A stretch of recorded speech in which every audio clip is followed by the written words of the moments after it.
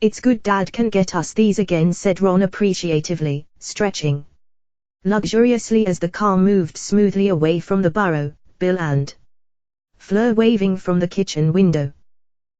He, Harry, Hermione, and Ginny were all sitting in roomy comfort in the wide back seat.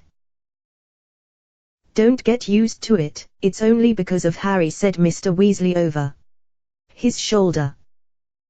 He and Mrs. Weasley were in front with the ministry driver. The front passenger seat had obligingly stretched into what resembled a two-seater sofa. He's been given top-grade security status. And we'll be joining up with additional security at the Leaky Cauldron too. Harry said nothing. He did not much fancy doing his shopping while surrounded by a battalion of Aurors. He had stowed his invisibility cloak in his backpack and felt that, if that was good enough for Dumbledore, it ought to be good enough for the Ministry, though now he came to think of it, he was not sure the Ministry knew about his cloak. Here you are, then, said the driver, a surprisingly short while later, speaking for the first time as he slowed in Charing Cross Road and stopped outside the Leaky Cauldron. I'm to wait for you. Any idea how long you'll be? A couple of hours, I expect, said Mr. Weasley. Ah, good, he's here. Harry imitated Mr. Weasley and peered through the window, his heart leapt. There were no Aurors waiting outside the inn, but instead the gigantic, black-bearded form of Rubeus Hagrid, the Hogwarts gamekeeper, wearing a long beaverskin coat, beaming at the sight of Harry's face and oblivious to the startled stares of passing muggles. Harry! He boomed, sweeping Harry into a bone-crushing hug the moment Harry had stepped out of the car. Buckbeak. Witherwings, I mean, you should see him, Harry, he's so happy to be back in the open air. Glad he's pleased, said Harry, grinning as he massaged his ribs. We didn't know security meant you.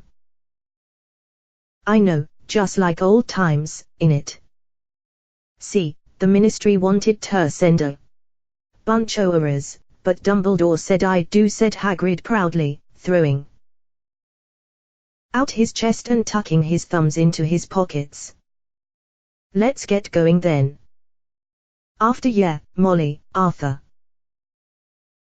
The Leaky Cauldron was, for the first time in Harry's memory, completely empty.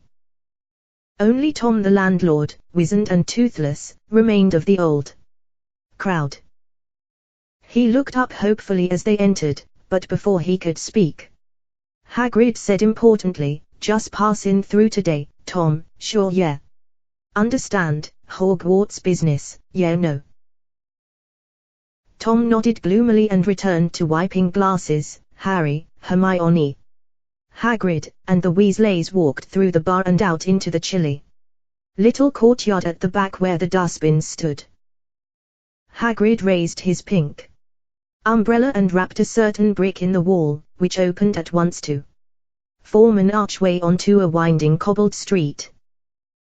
They stepped through the entrance and paused, looking around.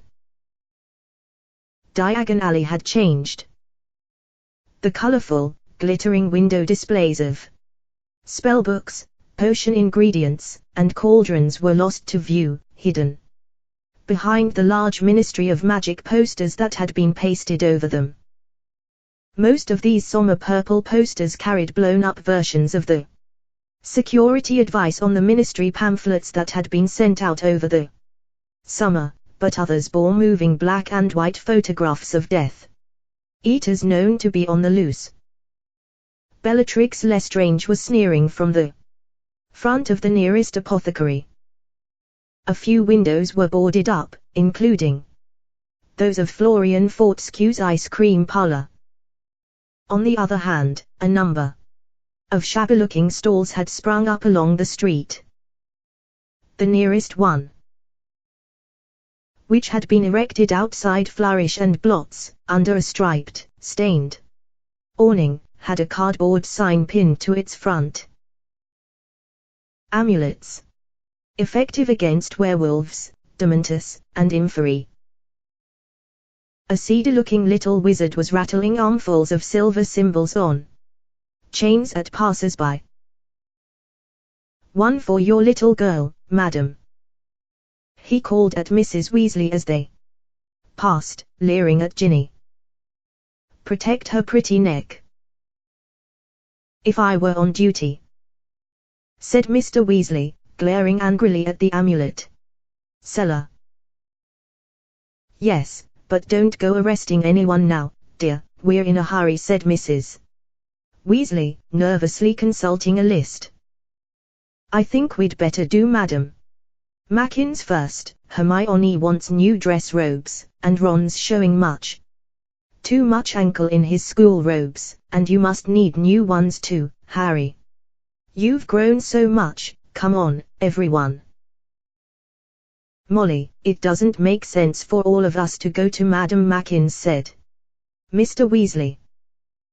"Why don't those three go with Hagrid, and we can go to Flourish and Blotts and get everyone's school books?" "I don't know," said Mrs. Weasley anxiously, clearly torn between a desire to finish the shopping quickly and the wish to stick together in a pack. "Hagrid, do you think?" "Don't fret, they'll be fine with me," Molly said Hagrid soothingly, waving an airy hand the size of a dustbin lid. Mrs. Weasley did not look entirely convinced, but allowed the separation, scurrying off toward Flourish and Blotts with her husband and Ginny, while Harry, Ron, Hermione, and Hagrid set off for Madam Mackin's. Harry noticed that many of the people who passed them had the same harried, anxious look as Mrs. Weasley, and that nobody was stopping to talk anymore. The shoppers stayed together in their own tightly knit groups, moving intently about their business. Nobody seemed to be shopping alone. "Might be a bit of a squeeze in there with all of us," said Hagrid, stopping outside Madam Mackin's and bending down to peer through the window. "I'll stand guard outside, all right." So Harry, Ron, and Hermione entered the little shop together. It appeared, at first glance, to be empty, but no sooner had the door swung shut behind them than they heard a familiar voice issuing from behind a rack of dress robes in spangled green and blue. "Not a child, in case you haven't noticed, Mother. I am perfectly capable of doing my shopping alone." There was a clucking noise and a voice Harry recognized as that of Madam Mackin, the owner, said, "Now, dear, your mother's quite right, none of us is supposed to go wandering around on our own anymore, it's nothing to do with being a child. Watch where you're sticking that pin, will you?" A teenage boy with a pale, pointed face and white blonde hair appeared from behind the rack, wearing a handsome set of dark green robes that glittered with pins around the hem and the edges of the sleeves. He strode to the mirror and examined himself. It was a few moments before he noticed Harry, Ron, and Hermione reflected over his shoulder. His light grey eyes narrowed. "If you're wondering what the smell is, Mother, a mudblood just walked in," said Draco Malfoy. "I don't think there's any need for language like that," said Madam Mackin, scurrying out from behind the clothes rack holding a tape measure and a wand. "And I don't want wands drawn in my shop either," she added hastily, for a glance toward the door had shown her Harry and Ron both standing there with their wands out and pointing at Malfoy. Hermione, who was standing slightly behind them, whispered, "No, don't, honestly, it's not worth it." "Yeah, like you dare do magic out of school," sneered Malfoy. "Who Blacked your eye, Granger. I want to send them flowers. That's quite enough, said Madame Mackin sharply, looking over her shoulder for support. Madam, please. Narcissa Malfoy strolled out from behind the clothes rack. Put those away, she said coldly to Harry and Ron. If you attack my son again, I shall ensure that it is the last thing you ever do. Really? Said Harry, taking a step forward and gazing into the smoothly arrogant face that, for all its pallor, still resembled her sister's. He was as tall as she was now. Going to get a few Death Eater pals to do us in, are you? Madame Mackin squealed and clutched at her heart. Really, you shouldn't accuse, dangerous thing to say, wands away. Please. But Harry did not lower his wand. Narcissa Malfoy smiled unpleasantly. I see that being Dumbledore's favorite has given you a false sense of security, Harry Potter. But Dumbledore won't always be there to protect you. Harry looked mockingly all around the shop. Wow, look at that, he's not here now. So why not have a go? They might be able to find you a double cell in Azkaban with your loser of a husband. Malfoy made an angry movement toward Harry, but stumbled over his overlong robe. Ron laughed loudly. Don't you dare talk to my mother like that, Potter. Malfoy snarled. It's all right, Draco, said Narcissa, restraining him with her thin white fingers upon his shoulder. I expect Potter will be reunited with dear Sirius before I am reunited with Lucius. Harry raised his wand higher. Harry, no, moaned Hermione, grabbing his arm and attempting to push it down by his side. Think. You mustn't. You'll be in such trouble. Madame Mackin dithered for a moment on the spot, then seemed to decide to act as though nothing was happening in the hope that it wouldn't. She bent toward Malfoy, who was still glaring at Harry. I think this left sleeve could come up a little bit more, dear, let me just. Ouch! Bellowed Malfoy, slapping her hand away. Watch where you're putting your pins, woman. Mother, I don't think I want these anymore.